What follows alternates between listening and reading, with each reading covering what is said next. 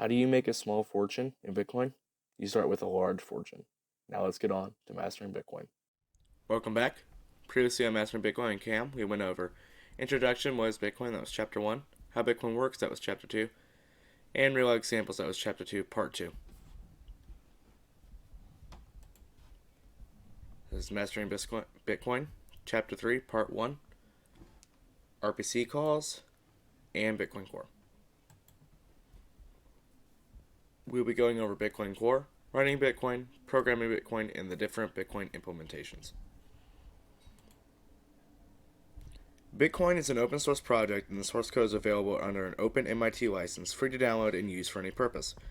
Open source means more than simply free to use. It also means that Bitcoin is developed by an open community of volunteers. At first, this community consisted only of Satoshi Nakamoto. By 2016, Bitcoin source code had more than 400 contributors, with about a dozen developers working on the code almost full time and several dozen more on a part time basis. Anyone can contribute to the code, including you. When Bitcoin was created by Satoshi Nakamoto, the software was actually completed before the white paper was written. Satoshi wanted to make sure it worked before writing about it. The first implementation, then simply known as Bitcoin, or Satoshi client, has been heavily modified and improved. It evolved to what is known as Bitcoin Core to differentiate from other compatible implementations. Bitcoin Core is a reference implementation of the Bitcoin system, meaning that it is the authoritative reference on how each part of the technology should be implemented. Bitcoin Core implements all aspects of Bitcoin, including wallets, transaction and block validation engine, and a full network node in the peer-to-peer Bitcoin network. Even though Bitcoin Core includes a reference implementation of a wallet, this is not intended to be used as a production wallet for users for applications. Application developers are advised to build wallets using modern standards such as BIP39 and BIP32. BIP stands for Bitcoin Improvement Protocol. Proposal. Bitcoin's peer-to-peer network consists of network nodes run mostly by volunteers and some of the businesses that build Bitcoin applications. Those running Bitcoin nodes have a direct and authoritative view of the Bitcoin blockchain with a local copy of all transactions independently validated by their own system. By running a node, you don't have to rely on any third party to validate a transaction. Moreover, by running a node, you also contribute to the Bitcoin network by making it more robust. I personally run a node, and I really think it's a great experience. If you really are into Bitcoin, you should try to run one. It just helps you learn so much about the Bitcoin process. And I'd like to go over this graph here. This is just how the nodes work, and in Bitcoin Core, how it works. RPC, we'll get into this later in this video, and then we'll get into all that.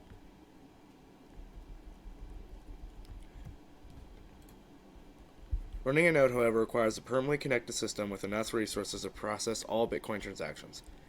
Depending on whether you choose to index all transactions and keep a full copy of the blockchain, you may also need a lot of disk space and RAM. As of now, it is minimum 2 gigabytes of RAM and a 350 gigabyte hard drive. That's kind of hard to find. Most people just will be fine with a 500 gigabyte. I recommend 8 gigabytes of RAM and 1 terabyte SSD if you're running on Windows. That way you can use the computer for more than just Bitcoin. And Bitcoin increases by about 100 gigabytes every year, so you won't have to replace the hard drive more as often. You're going to have to replace a 350 gigabyte one in 2 years. You need space for Windows. And with a terabyte, you won't have to do it for a minute. Bitcoin nodes also transmit and receive Bitcoin transactions blocks, consuming internet bandwidth. If your internet connection is limited, has a low data cap, or is metered, which is charged by the gigabit, you should probably not run a Bitcoin node on it or run it in a way that constrains the bandwidth. Bitcoin Core keeps a full copy of the blockchain by default, with every transaction that's ever occurred on the Bitcoin network since its inception in 2009. The dataset is dozens of gigabytes size and is downloaded incrementally over several days or weeks, depending on the speed of your CPU and internet connection. You don't need a quad core, but a quad core really helps. Bitcoin Core will not be able to process transactions or update account balances until the full Bitcoin dataset is downloaded. Make sure you have enough disk space, bandwidth, and time to complete the initial synchronization. For me, this took about 2 weeks, but I live out in the kind of middle of nowhere, so if you're in the cities, it might take about a week, from what I hear. And you can configure Bitcoin Core to reduce the size of the blockchain by discarding old blocks, which is called pruning. Despite these resource requirements, thousands of volunteers run Bitcoin nodes. Some of them are running on simple systems such as a Raspberry Pi, which is about $35 for the base model computer. I recommend getting the bigger model, which is $45, because it has more RAM and it's more power. And make sure you buy the official power supply, because the pins in this USB-C port are configured just a little bit differently, so the official power supply works best. Also, volunteers may also run Bitcoin nodes on rented servers, usually some variant of Linux. These are called VPSs, or Cloud Computing Server Instances, and they can be used to run a Bitcoin node. Most of them cost $25 to $50 per month from a variety of providers. DigitalOcean is one. You can run on AWS. If you decide to do that, though,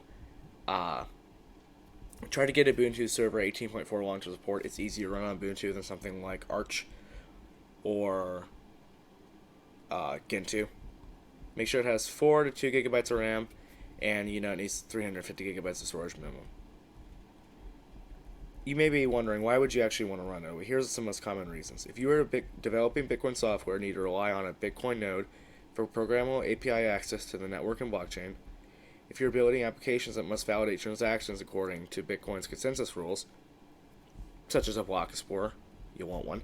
If you want to support Bitcoin, running the node makes the network more robust and able to serve more wallets, more users, and more transactions.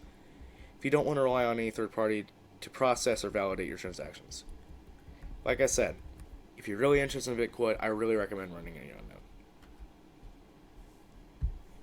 By default, Bitcoin Core builds a database containing only the transactions related to the user's wallet. If you want to get access to any transaction with commands like get raw transaction, you need to configure the Bitcoin Core to build a complete transaction index, which can be achieved with the TX index option. You set it to 1 in the Bitcoin Core configuration file. If you don't set this option at first, in a later set to full indexing, you'll need to restart Bitcoin with the re-index option and wait for it to rebuild the index. That normally takes a minute, so I just really recommend, if you want to get them all, do the TX index 1 equals 1. Like I said, it contains a full copy of the transaction ledger. This is normally updated about every 10 minutes, and it has contained every record since 2009, and then 242,386 records in Q3 2019 alone. Bitcoin was programmed in C++, but there are many implementations of it have different programming languages. Bitcoin is a modular and scalable full node implementation with API. That's in JavaScript. Bitcoin Core is a full node API and library by BitPay, also written in JavaScript. Bitcoin.js is a pure JS BTC library for Node.js and browsers. That library is pretty cool. I've used it before to help me build like a little mini cryptocurrency based off of Bitcoin. And while I ended up turning that into something that's on my GitHub called Brother Blockchain, it really does help, and it helped me learn a lot of JavaScript, to help me learn a lot about Bitcoin. I really like that library. If you're into JavaScript, check it out. BTC-CD is a Go language full node Bitcoin client. Core Bitcoin is a BTC toolkit for Objective-C and Swift. If you have an iPhone and use a Bitcoin wallet on there, like MyCLM, you're probably going to be using that as a backend. PyCoin is a Bitcoin library by Richard Kiss for Python, and BitcoinJ is a full node client library.